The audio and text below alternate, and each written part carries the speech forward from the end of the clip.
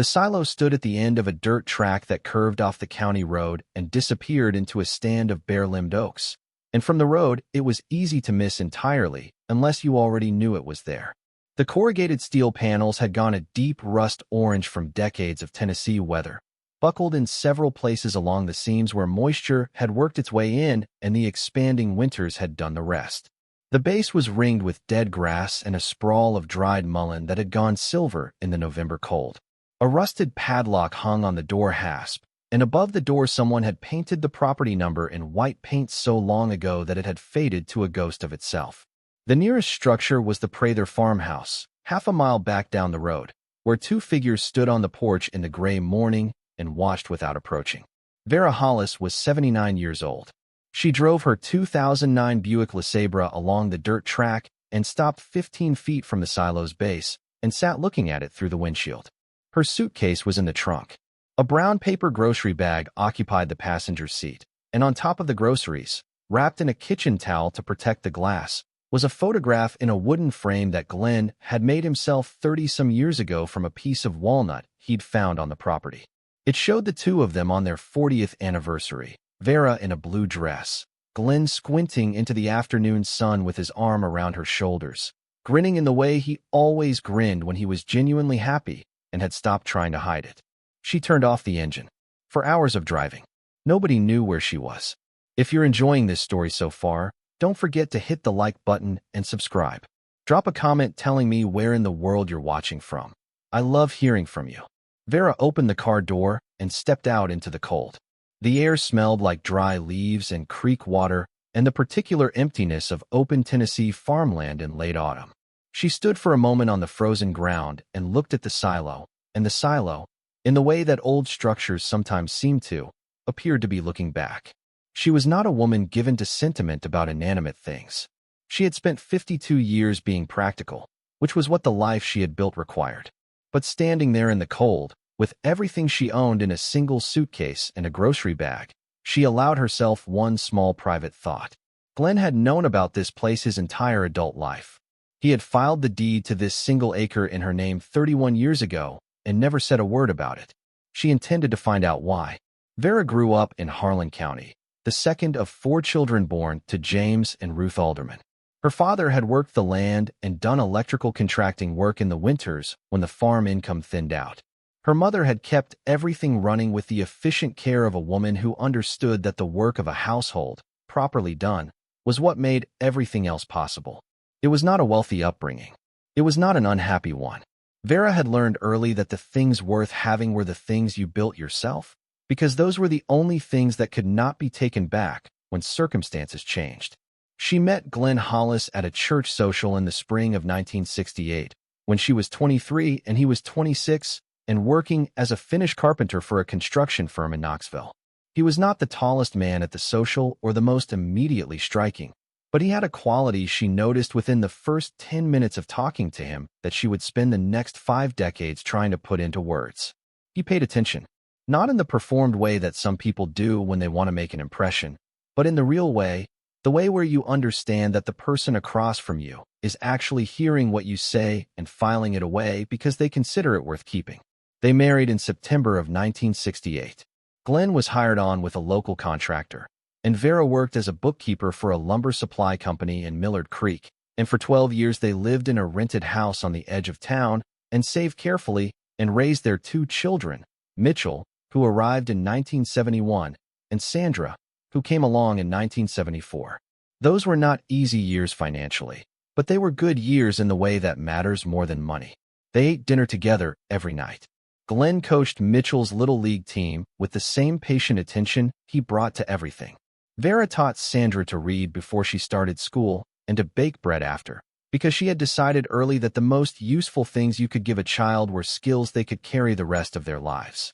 In 1980, Glenn's uncle died and left him the Hollis farm property, 11 acres of decent Tennessee farmland on the western edge of Millard Creek, with a house that needed work and outbuildings that had been sitting empty for years. They bought out Glenn's aunt's portion of the estate with 12 years of savings and moved in that summer, and Vera spent the following decade watching Glenn transform the place by hand. He rebuilt the porch. He restored the original hardwood floors. He resited the barn. He worked on weekends and evenings, methodically, and the farmhouse went from a structure in decline to something genuinely beautiful in the slow, unannounced way that careful work produces beautiful things. The children grew up on that farm. They rode bikes down the long gravel driveway and learned to drive on the back field and brought home friends who became fixtures at Vera's dinner table for years. It was the kind of childhood that people look back on with uncomplicated warmth, which is rarer than it should be and worth recognizing when it happens. Mitchell left for college at 18, studied business administration at the University of Tennessee, and came back to Millard Creek. At 24 with a degree and a wife named Darla, who had grown up in Chattanooga and had specific opinions about most things, delivered with a confidence that occasionally felt like the absence of doubt rather than the presence of knowledge. Mitchell went into commercial real estate and did well enough. They bought a house on the better side of Millard Creek, and Mitchell was present in his parents' lives in the way that adult children often are when they live nearby, and everything is going smoothly. Present without being close. Attentive without being attuned. Sandra went a different direction. She became a physical therapist, married a man named Carl who worked in hospital administration, and moved to Denver, where they had 2 daughters and a life that kept her genuinely occupied. She called every Sunday, sent cards for birthdays, and visited every other Christmas. She was not absent from her parents' lives so much as she was present from a distance, which is its own particular arrangement with its own particular limitations. Glenn worked his Finnish carpentry business until his late 60s, when his hands started showing the first effects of arthritis, and he scaled back by necessity. He took small restoration jobs, furniture repairs, the occasional cabinet installation. He stayed busy because staying busy was what he had always done, and Vera understood that the work was not just income for him, but identity, the daily proof that he still had something to offer that the world considered worth paying for. What she did not know, for reasons she spent considerable time thinking about afterward, was what Glenn had been doing on the days he said he was working and came home smelling of wood shavings and machine oil, but had nothing to show for any particular client. She noticed, in the way she noticed most things, but she did not press. Glenn was a private man in certain specific ways, the way that contained people sometimes are, holding particular chambers of themselves closed not out of deception, but out of a need for something that belonged entirely to themselves. She had respected that over 52 years because she understood it. A marriage of half a century has its own kind of wisdom about what to leave alone. His health began declining seriously in his late 70s.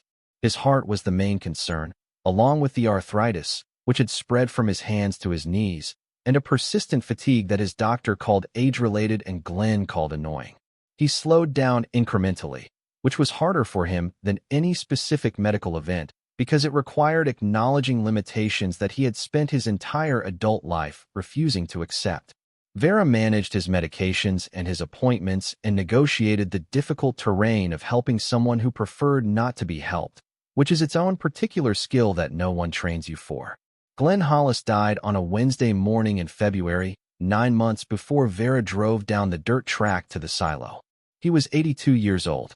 He died in his own bed in the farmhouse he had restored with his own hands, which was what he had always wanted, and which Vera had made happen by sheer force of careful management over the preceding year.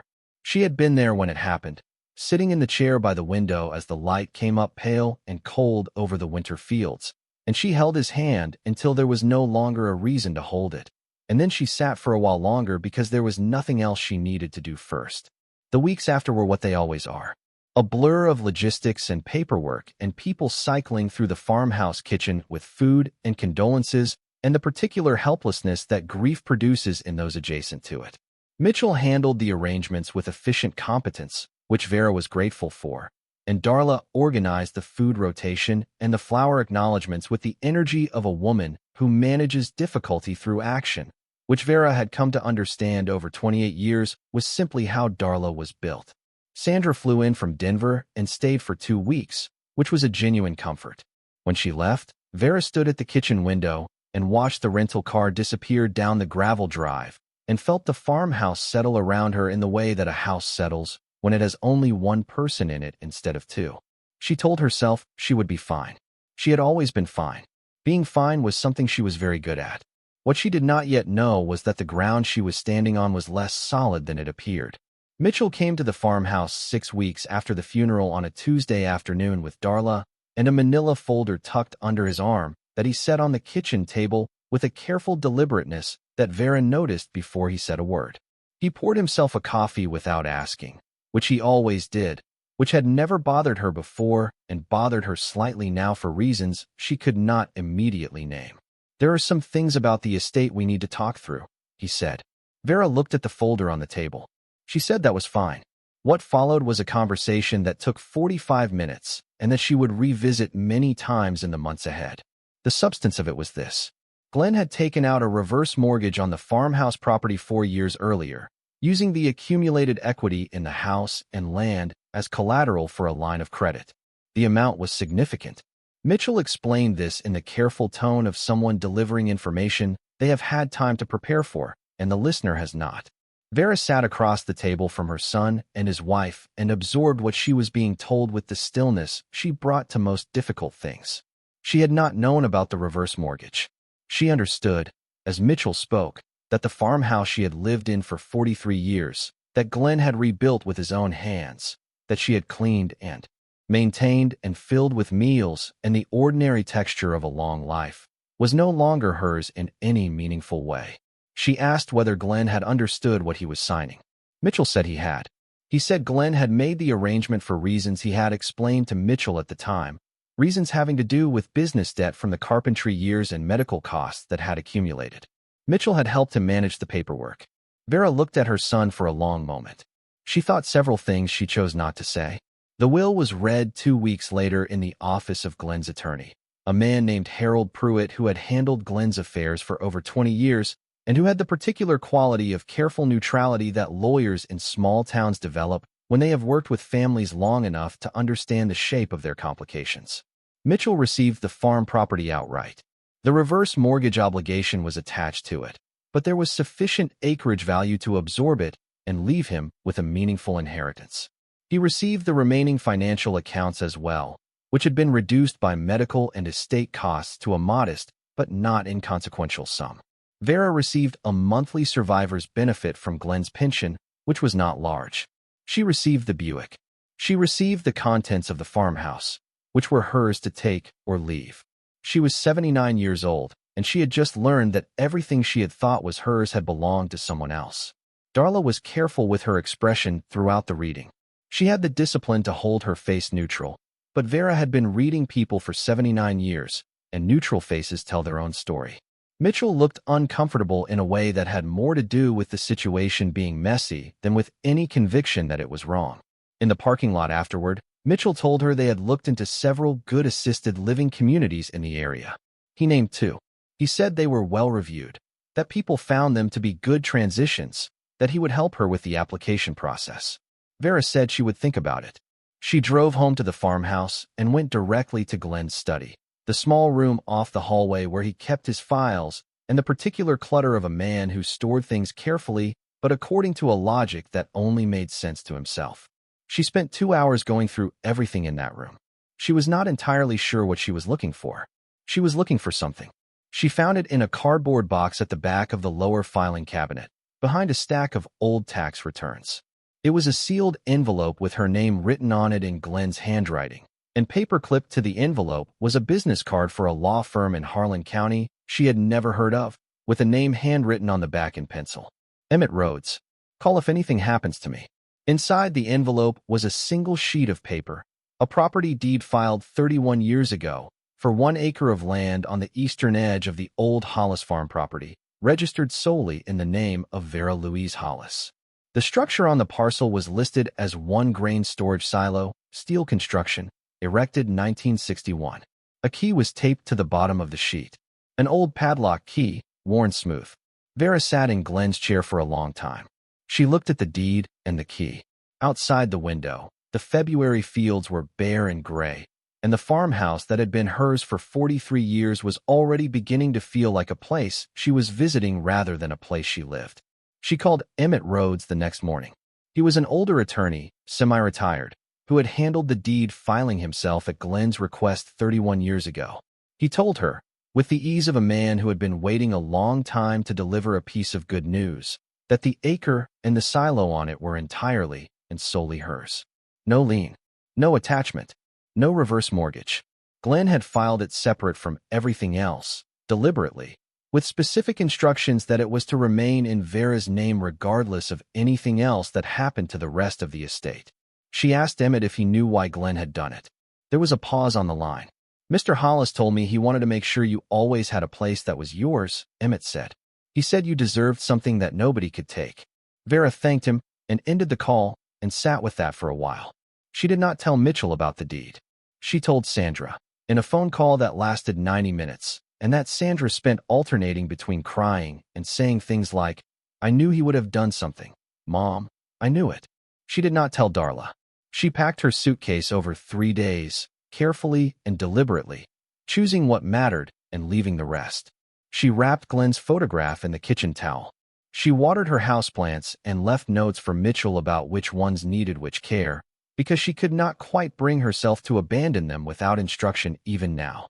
On a Thursday morning in early November, she put the suitcase in the trunk of the Buick, set the groceries and the photograph on the passenger seat, and left the farmhouse for the last time. She drove through Millard Creek without stopping. She took the county road east, then the unmarked turn onto the dirt track, and 4 hours later, she stopped 15 feet from a rusted steel silo at the end of an overgrown lane and looked at it for the first time in her life. The two figures on the Prather porch watched from a distance, not close enough to call out to. Vera found the padlock. She fitted the worn key into it. The lock resisted for a moment, the way things do when they have not been asked to move in a long time, and then it gave way with a click that was sharper than she expected. The door swung outward on hinges that screamed with rust. The smell that came out was cold and metallic, and underneath all of that, something warmer and harder to name. Something that reminded her, before she could stop it, of Glenn's workshop in the barn at the farmhouse. Wood shavings and machine oil and the particular dry warmth of a space where careful work had been done for a long time. Vera stood in the doorway and looked into the dim interior of the silo, and what she saw was not what she expected. The inside walls had been lined.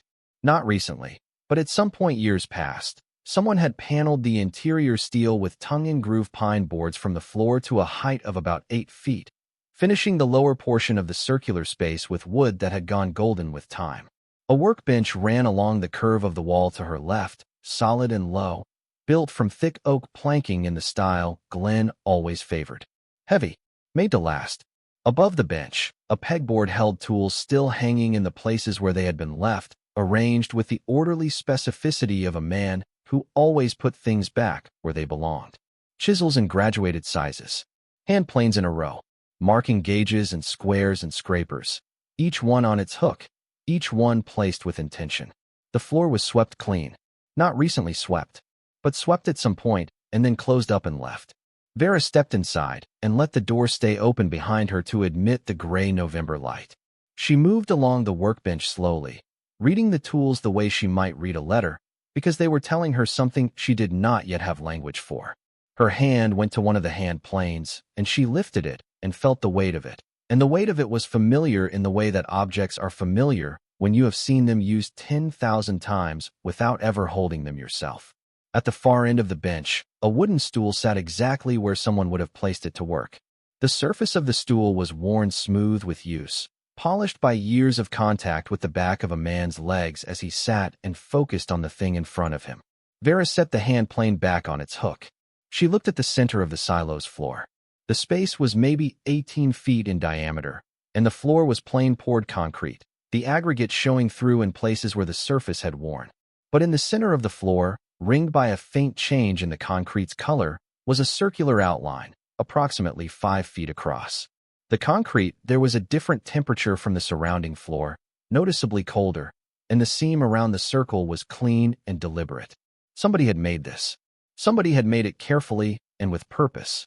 She stood up and looked at the center of the floor, and then at the curved walls of pine, and then back at the workbench with its rows of familiar tools. Glenn had been coming here. For how long? She did not know. But the evidence of his presence was everywhere, in the wear on the stool, in the ordered arrangement of the tools, in the pine boards fitted and nailed with the kind of care that takes time and considers itself worth taking. He had come here, To this single acre he had registered in her name, and he had built something inside a rusted shell that the world looked at and saw nothing worth having. Outside, the wind moved through the bare oak trees, and the November cold pressed against the open door, and one of the Prather family had come off the porch and was standing at the edge of their property, watching. Vera did not look back.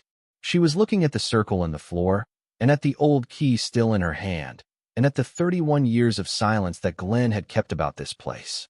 She thought about Mitchell in the parking lot outside Harold Pruitt's office, naming assisted living communities with the patient confidence of a man who had already made the decision and was waiting for her to arrive at it herself. She thought about Darla's careful neutral face. She thought about the farmhouse she had left that morning, the notes she had written out for the houseplants, the way she had stood in the doorway of the kitchen for a long moment before pulling the door shut behind her for the last time.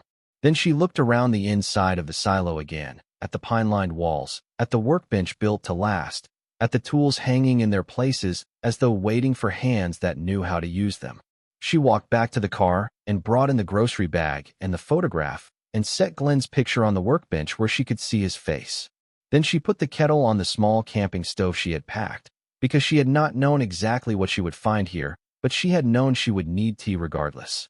While the water heated, she stood at the door of the silo and looked out at the dirt track and the bare oaks and the thin gray sky, and she thought about what Glenn had said to Emmett Rhodes 31 years ago, something that nobody could take. The kettle started to whistle. She turned back inside, and the door swung behind her on its screaming hinges, and the November wind settled back into the trees. She was home. She did not know yet what that meant, but she had made up her mind about one thing already. Standing in the thin light of that rusted shell with Glenn's photograph on the workbench and the faint smell of old work in the air. Whatever was beneath that circle in the floor, she was going to find out. The first night was cold in a way that she had underestimated. She had brought blankets, 3 of them, and she had set up the folding cot she had packed along the curved pine wall opposite the workbench, away from the door where the draft came through the gap at the bottom. She had the camping stove for heat as well as the kettle, and she had packed enough dry goods to last a week without needing to go anywhere.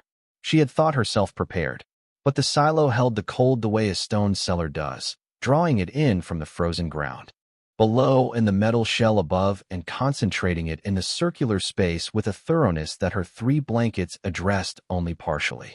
She wore her heaviest cardigan over her clothes and kept her wool socks on and lay on the cot in the dark and looked up at the curve of the pine-lined ceiling and listened to the wind move around the outside of the silo. It made a low, hollow sound against the steel panels, a sound that was neither comforting nor frightening, but simply present, the way the wind always is when you are somewhere it can find you. She was not afraid. That surprised her slightly.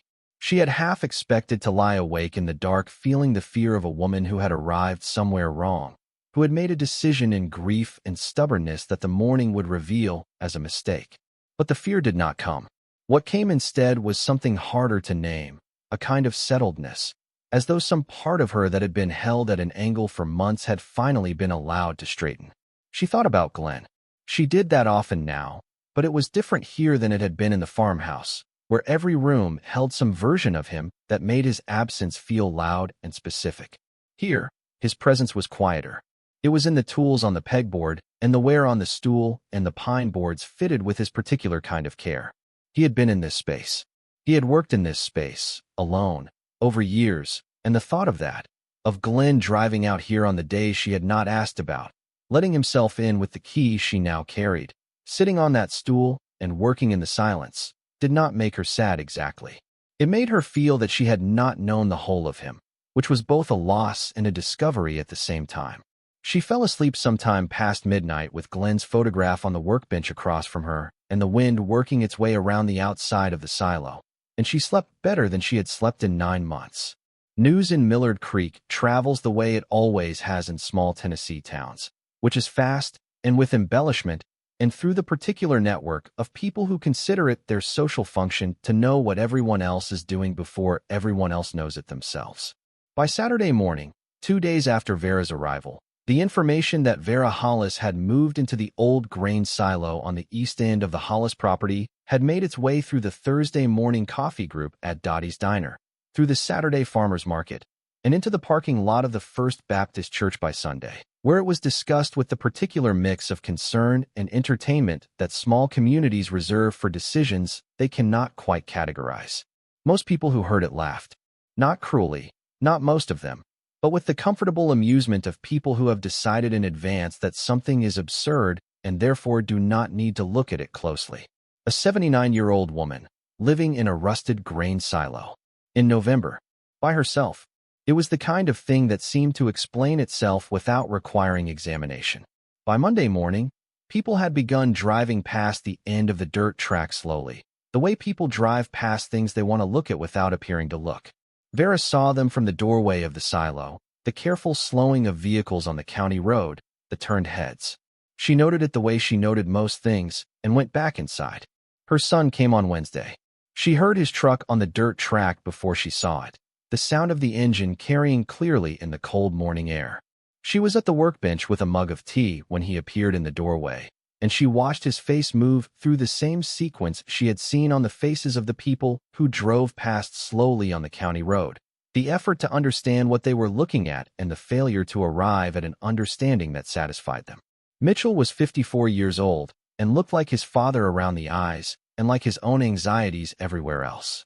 He stepped inside the silo and stood for a moment taking in the pine-lined walls, the workbench, the cot along the far curve, his mother sitting in the one folding chair she had brought with a mug in her hand, and the expression of a woman who had been expecting him. "Mom," he said. "Mitchell," she said, "you can't live here." She looked at him over the rim of her mug. "I've been living here for 5 days. It's a grain silo. I'm aware of that." He looked at the cot, at the camping stove, at Glenn's photograph on the workbench. Something crossed his face then, something she could not fully read, which was unusual because she had been reading Mitchell's face for 53 years. It might have been recognition. It might have been guilt. It came and went quickly and left his expression back in the register of concerned son, which was the one he had arrived with. "This is not reasonable," he said. "We talked about options. Good options. Clean places with people your age, activities, medical staff on site. You talked about options," Vera said. "I listened." "Mom." "Mitchell," she said, "this property is mine. Glenn registered it in my name 31 years ago and left specific instructions with his attorney about it. This is my land and my structure, and I am choosing to be here." She paused. "I don't require your permission for that." He stood in the middle of the silo floor, and she could see the specific discomfort of a man who is prepared for a negotiation and arrived to find the other party has already left the table. He looked at the workbench again, at the tools on the pegboard. His jaw tightened slightly. "Dad was out here?" "For years," she said. "I would imagine." He didn't say anything about that. No, he didn't. The silence between them had weight. Outside the silo, the November wind moved through the oaks and came around the steel walls with its hollow sound. "I'm asking you to reconsider," Mitchell said finally. "I know you are," Vera said. "And I've heard you." She looked at him evenly. "Is there anything else?" He left 20 minutes later, back down the dirt track in his truck, and Vera finished her tea and went back to the work she had started that morning, which was clearing the remaining debris from the exterior base of the silo, the dead weeds and accumulated decades of fallen branches, and the rusted remains of an old piece of farm equipment that had been left against the wall and had essentially dissolved into the ground over time. Darla called that evening. Her voice had the particular texture of someone who has rehearsed what they plan to say and is performing the rehearsed version rather than speaking directly. She said she was worried. She said Mitchell was worried. She said that at Vera's age, certain risks needed to be taken seriously, that isolation in an unheated structure was not a small matter, that the family would feel responsible if something happened. Vera listened to all of it without interrupting. "Thank you for calling, Darla," she said when Darla had finished. "I'll be in touch." She ended the call, set the phone on the workbench beside Glenn's photograph, and did not think about it again that evening. If you're hooked on this story, make sure to subscribe and turn on notifications so you never miss an upload. Your support means everything and helps me bring you more emotional stories like this one. What Vera did think about, in the evenings when the camping stove had warmed the interior to something tolerable and the last of the daylight had gone from the gap under the door, was the circle in the floor. She had examined it carefully each morning. She had taken measurements and shone her flashlight along the seam from every angle and knocked on the concrete at different points around and within the circle to map the difference in sound. The hollow space beneath was substantial. The circular cap, she had concluded, was poured concrete over a steel form, set into the original grain pit that all silos of this era had at the base, designed for aeration and moisture management during grain storage. Glenn had sealed it. He had done it well enough that the cap sat flush with the surrounding floor and would not have been obvious to anyone who had not already been looking for something. The question was how he had intended for it to be opened. She found the answer on the 8th day, and she found it the way she found most things, by paying close attention to what was already in front of her. She had been cleaning the underside of the workbench, wiping decades of fine sawdust from the lower shelf where Glenn had stored supplies, when her cloth caught on something along the inside of the bench's right leg. She looked, set into the wood, flush with the surface and lacquered over so that it blended almost perfectly with the bench's finish, was a recessed iron ring, approximately 2 inches in diameter, the kind used as a pull handle, folded flat when not in use. She worked her fingernail under the edge of the ring and drew it upright. It rotated on a small pivot mechanism, and as it turned, she heard something shift inside the bench leg itself, a cable or a rod moving through a channel in the wood, and then from the center of the floor came a sound like a latch releasing, a clean mechanical click that crossed the space clearly in the cold morning air. Vera stood up. The circular cap in the floor had risen a 1/4 inch on one side, breaking the flush seal that had held it for years. She could see the gap now, a line of dark air along the edge. She crossed to the center of the floor, crouched beside the raised edge, and fitted her fingers into the gap. The cap was heavy. She had expected that. She worked it slowly, lifting and sliding rather than trying to hinge it open, because Glenn had built things to be treated with consideration, and she had no intention of beginning now to treat them otherwise. It took her several minutes. The cap came free and she set it aside on the concrete, and she sat for a moment with her hands in her lap before she reached for the flashlight. The pit beneath was approximately 6 feet deep and 4 feet across, the original grain silo aeration chamber, stone-lined, bone-dry. Glenn had lined the inside with cedar planking, fitted tightly against the stone, and the cedar smell came up through the opening with a warm and clean sharpness that was startling in its clarity after the cold metallic air of the silo above. On the cedar shelving that ran around the inside of the pit, arranged with the same orderly care that governed the tools on the pegboard above, were Glenn's things. Vera shone the flashlight in slowly, starting at the top shelf and working down. The top shelf held woodwork. Not rough pieces, not practice work or furniture waiting for buyers. These were finished objects made with a level of craft that she had not known Glenn possessed. A small writing desk, folded flat, with inlaid detail along the edges in 2 contrasting woods that she could not immediately name, but that caught the flashlight beam and threw it back with a warmth that made her breath stop slightly.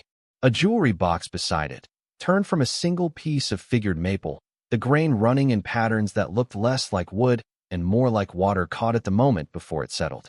A frame, rectangular, intricately carved around its border with the kind of continuous pattern that required both skill and patience in quantities that most people never develop.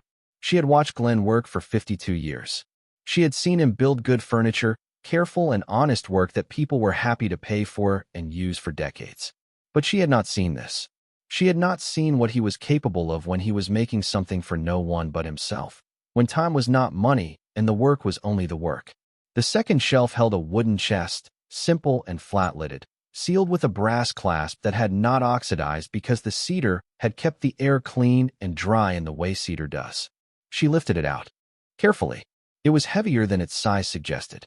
She set the chest on the concrete beside the opening and undid the clasp. Inside, the chest was divided into 3 sections by thin cedar dividers. The left section held documents, folded and organized with the specificity of a man who knew exactly where everything was and had arranged it to be found in sequence.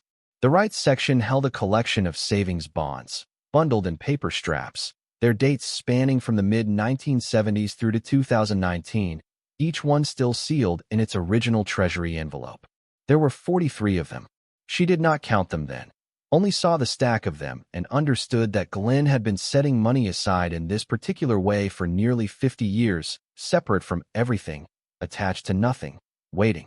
The center section of the chest held envelopes. Not documents. Envelopes, plain white, each one sealed, each one with her name written on the front in Glenn's handwriting. Not Vera Hollis, not Mrs. Hollis, just Vera, in the hand she had known for 52 years, the slightly forward lean of it, the capital V that he had always written with a particular deliberateness, as though the letter deserved the effort. She counted them without thinking about it, the way you count things when your mind is doing something else entirely. 37 envelopes. 37 letters. She sat on the cold concrete floor of the silo with the chest open in her lap and looked at 37 envelopes addressed to her in the handwriting of a man who had been dead for 9 months. And she did not cry immediately. The feeling was too large for tears at first. It was more like a shift in pressure, like something that had been held tight for a long time releasing all at once. She took the first envelope from the top of the stack. The postmark on the outside was in Glenn's handwriting. Not a real postmark, but a date written in the corner the way he had always dated his work orders and his letters. October 14th, 1987. 37 years ago. The year Sandra started middle school. The year Glenn had resited the barn.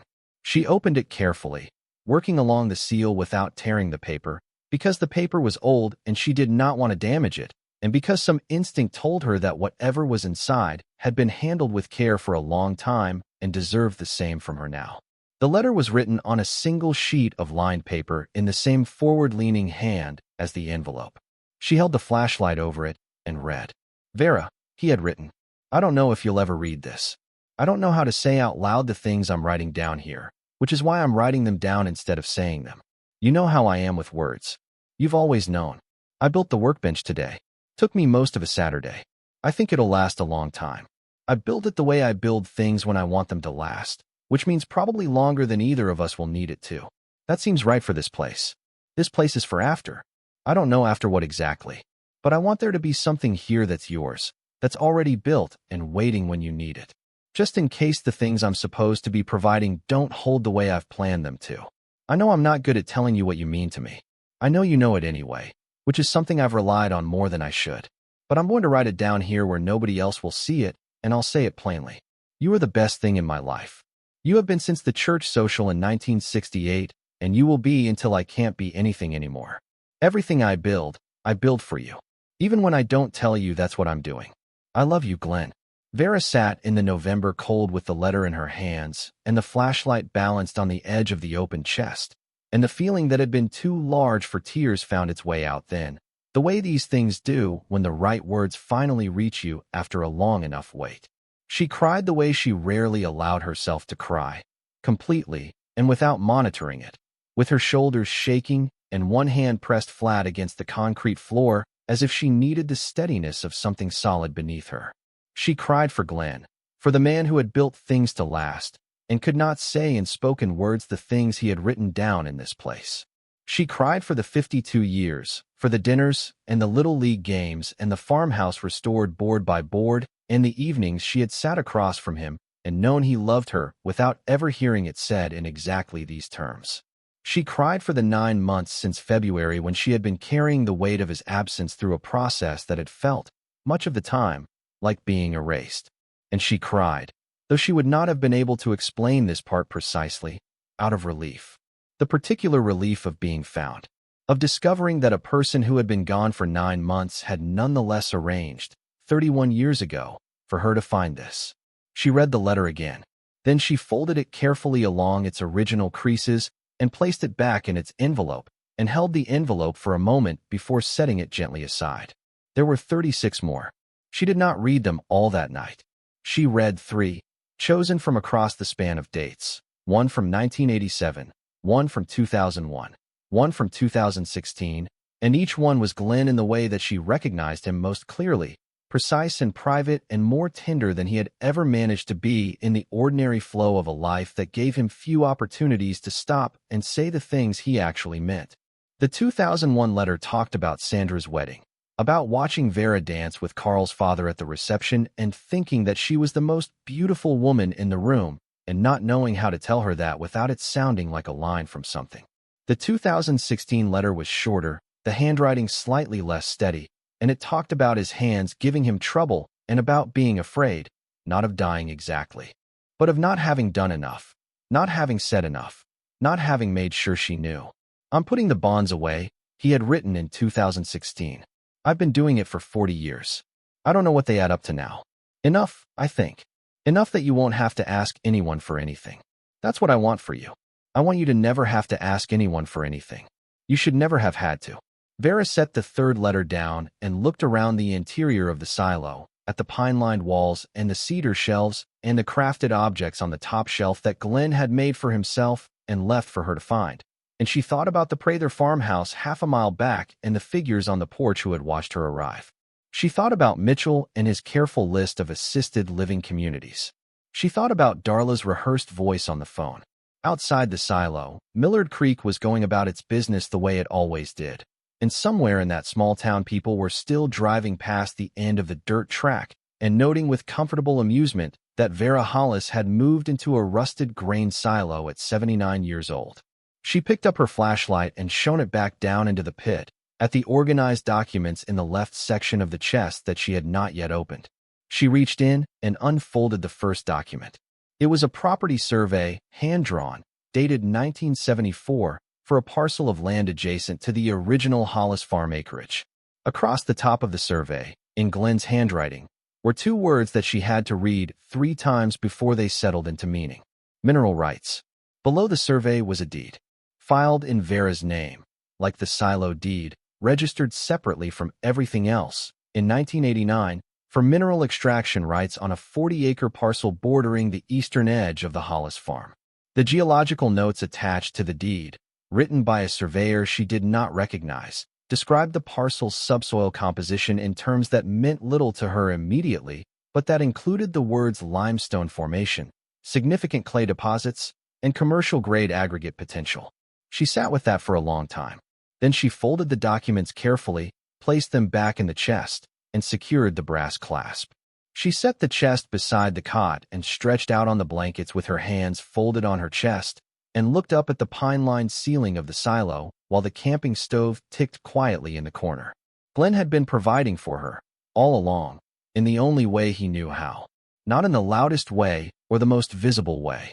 In the way of a man who builds things quietly and trusts that they will be found when they are needed. She lay there in the cold Tennessee night, inside a rusted steel silo that the town of Millard Creek was laughing about, and she thought about 37 envelopes with her name on them, and a chest full of savings bonds accumulated over 40 years, and a set of mineral rights that she had not known existed until tonight. The wind moved around the outside of the silo with its low, hollow sound. She closed her eyes. In the morning, she would begin to understand what she had. She woke before dawn the next morning with the particular alertness of someone whose mind had kept working through the night without her. The camping stove had gone cold, and the silo was at its worst temperature, the deep pre-dawn cold that presses in from every surface at once, but she did not feel it the way she had felt it the first night.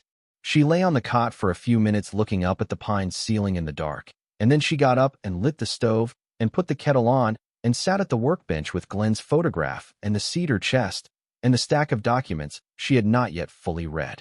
She worked through them methodically over the next 2 hours, the way she had always worked through difficult material, starting at the beginning and moving forward without skipping ahead, even when the impulse to jump to conclusions was strong. The savings bonds she set aside in their own pile. The mineral rights deed and its attached geological survey she read 3 times.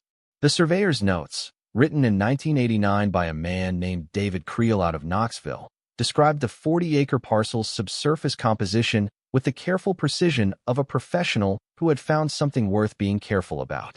The language was technical in places, but the conclusion was plain enough. The parcel contained substantial deposits of commercial-grade limestone aggregate, the kind used in road construction and foundation work, consistent in depth and quality with formations that had been successfully mined in adjacent counties for decades. Glenn had known. He had known in 1989, and he had put the deed in her name and sealed it in the cedar-lined pit and gone back to his carpentry and his finished work and his quiet Saturday drives out here, and he had never said a word. She thought about that for a while, about the specific nature of the man she had married, and she arrived at the same place she always arrived when she thought about Glenn carefully. He had not been withholding. He had been providing. Those were 2 different things, and the difference between them was the thing she had needed 52 years to fully understand. She called Emmett Rhodes at 8 in the morning. Emmett listened without interrupting while she described what she had found. When she finished, there was a pause on the line that she had come to recognize as his thinking pause rather than his discomfort pause. "The savings bonds," he said, "are yours outright. No question there.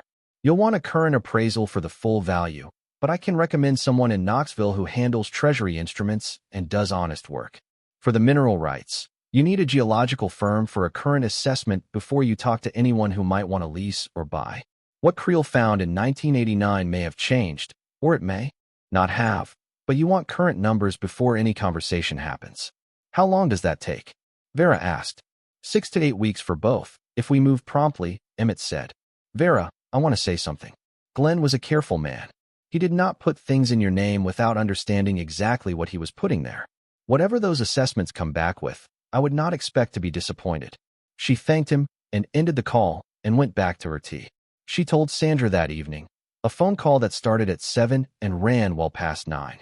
Sandra cried twice, which was about what Vera had expected, and asked questions she could not yet answer about the bonds and the mineral rights, and at some point said, with a fervor that was slightly startling in its directness, that she hoped Mitchell understood what he had done. Vera told her that was not the point. Sandra said she knew that. She said it anyway. Ruth Prather came over for the first time on a Tuesday morning in the second week of November, and she came the way a good neighbor comes, without ceremony and with something practical in her hands. In Ruth's case, it was a pot of vegetable soup, still warm, wrapped in a dish towel against the cold. She was 67 years old, a solidly built woman with close-cropped gray hair and the particular directness of someone who had spent most of her life on working land and had no patience for anything that required dressing up in different language than it actually was. She stood in the doorway of the silo and looked around at the pine walls and the workbench and the cot along the far curve and said, without preamble, that she had been watching the road since Vera arrived and had decided that the neighborly thing to do was come over instead of continuing to watch. Vera told her she was welcome and found her the folding chair. They sat and drank tea from the 2 mugs Vera had packed, and Ruth asked direct questions, and Vera gave direct answers. And by the time the soup was gone an hour later, they had covered the essential facts of Vera's situation and Ruth's own life, which had included 30 years of farming alongside her late husband Dale, a son in Nashville who called on Sundays, and a strong preference for plain speech over the kind of careful politeness that people in small towns sometimes used as a way of saying nothing at all. "That's Glenn's work," Ruth said, nodding at the crafted pieces Vera had brought up from the pit and arranged on the upper shelf of the workbench. The small writing desk and the maple jewelry box and the carved frame, catching the morning light that came through the open door. "It is," Vera said. Ruth looked at them for a moment. "He was a gifted man." "He was," Vera said. "I didn't know how gifted." Ruth came back the following Tuesday with firewood, stacked in the bed of her truck, which she unloaded herself despite Vera's protests, and stacked neatly against the outside wall of the silo. She came back the Tuesday after that with a box of things she said she had no use for, which turned out to contain a proper oil lamp, 2 wool blankets in good condition, and a cast-iron skillet that Vera recognized immediately as the kind that would outlast everyone who ever used it. By the 3rd Tuesday, Vera had stopped being surprised and simply put the kettle on when she heard Ruth's truck on the dirt track. The geological firm Emmett recommended sent 2 people out in early December. They spent a full day on the 40-acre parcel with equipment that Vera did not pretend to understand and a professionalism that she recognized and respected. Their preliminary findings, delivered in a phone call 2 weeks later, confirmed and substantially expanded on what David Creel had written in 1989. The limestone deposit was deeper and more consistent than the original survey had indicated, the kind of formation that regional aggregate companies paid serious money to access. The savings bond appraisal came back in the same week. 43 bonds, accumulated between 1974 and 2019. Total current redemption value, $214,000. Vera sat in her folding chair with the appraisal document in her hands and read the number 3 times. Glenn had set aside money in this particular way for 45 years. Not in the accounts that Mitchell had helped manage. Not in the assets that had been absorbed by the reverse mortgage.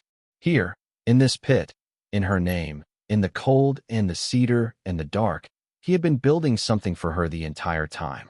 She called Sandra. The call lasted 4 minutes because Sandra could not speak properly for most of it.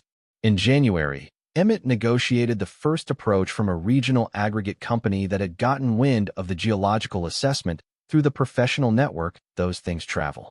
The company was interested in a long-term mineral lease rather than an outright sale of the rights, which Emmett told her was the arrangement she wanted because it preserved her ownership while generating reliable income over years rather than a single payment she might mismanage or that others might find ways to lay claim to. The terms, when they were finalized in February, included an upfront lease payment of $92,000 and annual royalty payments based on extraction volume that the company's own projections suggested would run between $14,000 and $20,000 per year for the foreseeable life of the deposit. Vera signed the papers on a Wednesday afternoon in Emmett's office, and on the drive back to the silo, she stopped at the hardware store in Millard Creek for the first time since she had arrived. She bought 2 gallons of paint, a new set of work gloves, and a box of wood screws, and she drove back down the dirt track and parked in front of the silo and sat for a moment looking at the rusted steel exterior. Then she got to work. She could not do everything herself, and she did not pretend otherwise. She hired a local contractor named Earl Beckett, a man in his late 50s who had done honest work in Harlan County for 30 years and who came out, looked at the silo with the thorough attention of someone reading a building rather than just looking at it, and told her what was possible and what was not, and what it would cost with a straightforwardness she appreciated. They cut 2 windows into the steel on the south face, properly framed and fitted, letting winter light into the interior for the first time in the structure's history. They installed a small wood-burning stove against the north curve of the wall, properly vented, which transformed the silo's temperature situation completely and almost immediately. They insulated the ceiling. They poured a small concrete pad outside the door and set proper steps. They rehung the door itself on new hardware so that it opened and closed without the shrieking complaint that had accompanied every entry and exit since November. Vera worked alongside Earl and his one helper on every day she was physically able to, doing what she could do and stepping back from what she could not, which was a line she drew by practical assessment rather than pride. She learned to use Earl's circular saw correctly after he showed her twice. She learned to caulk window frames in the cold without the bead going uneven. She learned that her hands, which had spent 52 years on bookkeeping and cooking and the management of a household, could also learn new things when the new things were put in front of them with proper instruction. The pine-lined interior walls she treated herself, a careful application of linseed oil that she worked into the wood over 2 weekends, deepening the color and the grain until the interior of the silo glowed amber in the lamplight in a way that stopped Earl in the doorway on Monday morning and made him stand there for a moment without saying anything before he went back to work. Glenn's crafted pieces came down from the workbench shelf and found their proper places. The writing desk in the corner near the south window where the morning light hit it. The maple jewelry box on the shelf above the cot. The carved frame around Glenn's photograph on the wall beside the wood stove, where the warmth of the fire reached it. By March, the silo was warm. It was not large. It was not what anyone in Millard Creek would have chosen over a proper house with a proper kitchen and a guest room for the grandchildren. But it was Vera's, entirely and without condition, and she had made it reflect that. The town of Millard Creek had been watching the whole time. The laughter had been loudest in November and December, when the story was still in the phase where it seemed to explain itself. Vera Hollis, 79 years old, living in a grain silo. The judgment required nothing more than the basic facts. People who had known the Hollis family for decades shook their heads at Dottie's counter and said it was a shame, which was the word they used when they meant something else. But towns are not static things, and neither is the information that moves through them. When the Geological Survey team appeared on the 40-acre parcel east of the silo in December, someone noticed. When Emmett Rhodes was seen at the county clerk's office in January, someone noticed that too. When the regional aggregate company's truck appeared on Ridgeway Road in February, and when the lease signing was recorded at the courthouse the way legal transactions are recorded, available to anyone who knows how to look, the story in Millard Creek began to shift. Not immediately, and not all at once, but perceptibly. The slow drives past the end of the dirt track continued, but the people doing them were no longer laughing. By February, they were saying things like, "Well, you never know," which is what small towns say when they have been wrong about something and are not quite ready to say that directly. Mitchell found out through the county clerk's recording. He called on a Thursday evening, and Vera let the call go to voicemail and listened to the message once while standing at the south window, watching the February light sit low and gold on the bare fields. His voice was measured. He said he had seen the mineral lease documentation, that he thought they should talk, that there were things about the estate he felt they had not fully resolved, that family matters deserved conversation. She did not call him back. He and Darla came on a Saturday morning in early March, when the first suggestion of spring was in the air, thin and tentative, the way it always arrives in Tennessee before it fully commits. Vera heard the truck on the dirt track and went to the door and stood in the frame of the new doorway on the concrete step that Earl had poured, and she watched them park and get out and take in what was in front of them. The silo was not what they had last seen in November. The two south windows caught the morning light. The new door was straight in its frame. The exterior rust was what it was, the steel too far gone for reversal, but it no longer gave the impression of a structure in the process of failing. Around the base, the dead weeds and the old debris were gone, replaced by cleared ground that would be ready for planting when the weather allowed. The wood stacked against the wall was neat and dry. Mitchell looked at all of it with an expression that moved through surprise and arrived at something more complicated. Darla stood beside him in her good coat, and Vera could see her making assessments the way Darla always made assessments, adding things up behind an expression arranged for a different purpose. They walked up to the step. Vera did not move from the doorway or invite them in. "We wanted to come in person," Mitchell said. "Given everything." "That was considerate of you," Vera said. He looked at the windows, at the new hinges on the door, at the woodpile. He was a man, processing the distance between his expectation and what he was looking at, and doing it without anywhere comfortable to land. "I've been made aware of the mineral lease," he said, "and I wanted to say that I think the way things were handled after Dad's death, the estate, the mortgage, I don't think it was handled as fairly as it should have been." Vera looked at him for a moment. She thought about how long it had taken him to arrive at that sentence and what calculation had finally produced it. "No," she said, "it wasn't." Darla made a small movement beside him, a slight shift of weight that Vera recognized as the adjustment a person makes when a conversation is not going the direction they prepared for. "I'd like to find a way to make that right," Mitchell said. "Some form of acknowledgement, some arrangement going forward." Vera looked at her son for a long moment. She looked at the man who had sat across a kitchen table from her and described the reverse mortgage as though it were a weather event, something that had simply happened rather than something arranged. She looked at the man who had named assisted living communities in a parking lot in October with the patient confidence of someone who had already moved the furniture in his mind. "There is nothing to arrange," she said. "What your father left me is mine, and what I've built here is mine." She paused. "I don't say that with anger, Mitchell. I mean it as a plain statement of fact." He opened his mouth and closed it again. Darla said, "Vera, we're family." "We are," Vera agreed. "That doesn't change what I said." The three of them stood in the thin March sunlight for a moment, the two of them on the ground below the step and Vera in the doorway above them. And something passed through the air between them that was not quite forgiveness and not quite its opposite, but was honest in a way that the kitchen table conversation in October had not been. "I hope you're well, Mitchell," Vera said. "Both of you. I mean that." She stepped back inside and closed the door. She stood for a moment in the warm interior of the silo, in the amber light of the pine walls and the morning coming through the south windows, and she listened to the sound of their truck backing down the dirt track. She waited until the sound was gone. Then she put the kettle on. Ruth came by that afternoon, as she came most Tuesday afternoons and a fair number of Saturdays, and Vera told her about it over tea while the wood stove made the particular ticking sound of cast iron doing its steady work. Ruth listened without interrupting, which was one of the things Vera had come to value most about her. "How do you feel?" Ruth asked when Vera had finished. Vera thought about it honestly.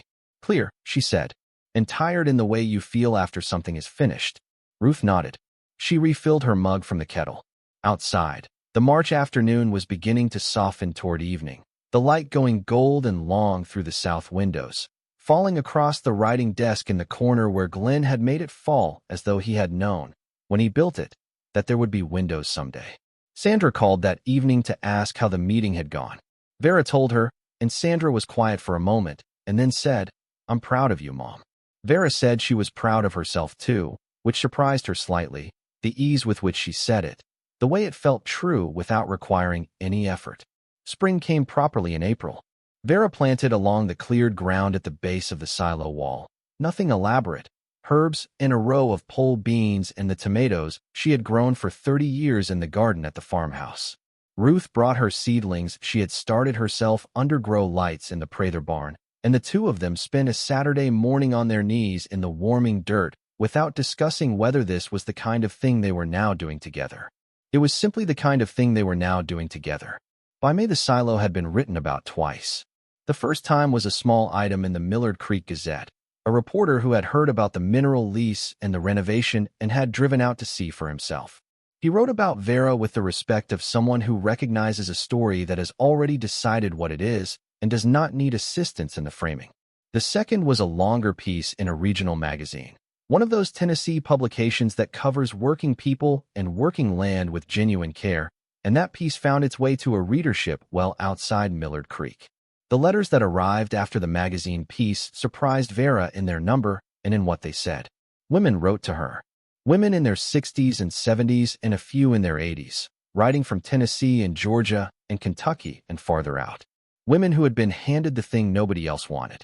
Women who had been told, in one language or another, that their best years were in accounting the ledger had already closed. She answered as many of them as she could. She read every one. Ruth found her at the workbench one morning in late May reading through a stack of them, and she set down the things she had brought and looked at the pile and said, "You're going to need a better system than a pile." "I know," Vera said. She hired a young woman from Millard Creek named Patrice, 26 years old and recently returned from 2 years in Nashville, to help manage the correspondence and the growing number of inquiries that had begun arriving about the silo. Some people wrote simply because the story had moved them. Some asked if they could visit. 2 different organizations that worked with women in late-life financial hardship had written asking if Vera would be willing to speak. She was willing. By September, 11 months after she had driven down the dirt track with a suitcase and a grocery bag and Glenn's photograph wrapped in a kitchen towel, the silo was what it was. Not a statement, not a symbol, a place, warm and purposeful, with herbs growing along the south wall and Glenn's finest work on the shelves and 37 letters in the cedar chest beside the cot, each one read and reread and placed back in its envelope with the care that things deserve when they are the most important things you own. She sat in the folding chair on the concrete step on a September evening with a cup of tea and Ruth in the other chair that they had by now established as Ruth's chair, and the Tennessee evening came down around them the way it does in early autumn, with a warmth that has already begun to say its goodbyes, and the fields were still and gold in the long, low light. They were quiet for a while, the way people are when they have known each other long enough that the silence is comfortable and the words, when they come, are chosen because they mean something rather than because they fill space. "You know what I keep thinking about," Vera said. Ruth waited. "I keep thinking that if Mitchell had offered me a fair share of the estate, if Glenn's finances had been in order, if any of it had gone the way it should have, I would have done what I was supposed to do. I would have found a small house somewhere in Millard Creek and arranged my things and managed on the pension and gone to Mitchell's for holidays and told myself it was enough." Ruth looked out at the fields. And I would have been wrong," Vera said. About what enough was. The evening settled further around them. Somewhere down the road a dog barked once and went quiet. The light was the particular gold that September gets right at the end of the day, the kind that makes everything it touches look considered, deliberate, chosen. Vera held her cup and looked at the pole beans along the south wall, and at the evening coming down and thought about Glenn in this space, alone and working, making things no one was ever supposed to see. Making them anyway. Making them for her, in the way that he made everything for her, without ever quite finding the words to explain that's what he was doing. She had the words now. 37 envelopes full of them. She thought about the circle in the floor and the worn key and the click of the lock releasing after years of holding. She thought about driving 4 hours alone in November with a suitcase in the trunk and the town already beginning to laugh. She thought about the first night, the cold and the dark and the unexpected settledness of lying there knowing that whatever the rusted shell above her looked like from the road, the ground beneath her was hers. The things people hand you when they think they are handing you nothing. The spaces they overlook because they have decided in advance that overlooked spaces have nothing in them worth looking for. Vera raised her cup toward the September sky, toward Glenn and the 31 years he had spent building something for her in secret, toward the women who had written to her from across the state and beyond it, toward the dirt track and the bare oaks and the rusted silo that the town of Millard Creek had laughed about in November and was not laughing about now. To the thing nobody fought over, she said, because it turned out to be the only thing worth having. Ruth raised her own cup. They sat in the last of the light while the evening came in from the fields, and the wood stove inside ticked warmly through the open door, and Glenn's photograph watched from its carved frame on the wall. Thank you so much for watching until the end. If you love this story, check out the other videos on your screen now. I think you'll really enjoy them. And don't forget to subscribe if you haven't already. See you in the next story.